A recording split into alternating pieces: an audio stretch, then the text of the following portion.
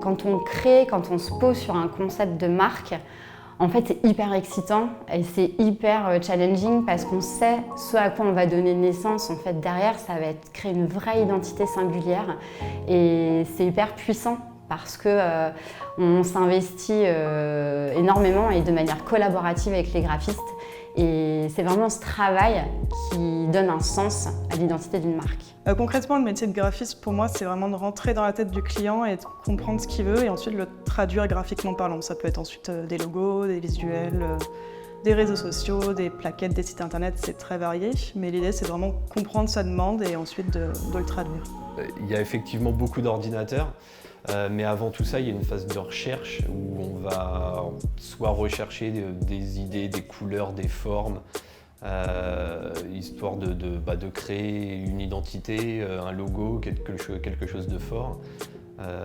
Le discours aussi va être important. Il n'y a pas que l'image, il y a aussi ce qu'on raconte. Moi, ce que je préfère au sein du studio, c'est vraiment l'émulsion avec toute l'équipe. J'aime pas travailler seul, j'adore travailler avec des gens et surtout qu'on a plein de compétences différentes au sein de l'équipe.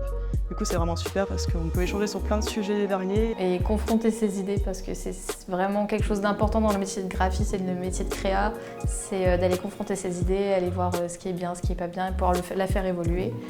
Et se balader, aller dans le bureau des collègues pour pouvoir aller parler de ses projets. C'est trop bien. On s'entend tous tellement bien. Un bon graphiste, pour moi, il doit absolument être curieux. Curieux. Curieux. Il faut qu'il accepte la critique constructive. Quelqu'un de sociable. Ouvert. Quelqu'un d'expérimental qui ose un petit peu proposer des choses. Il faut que ce soit quelqu'un de technique. Et un peu fou.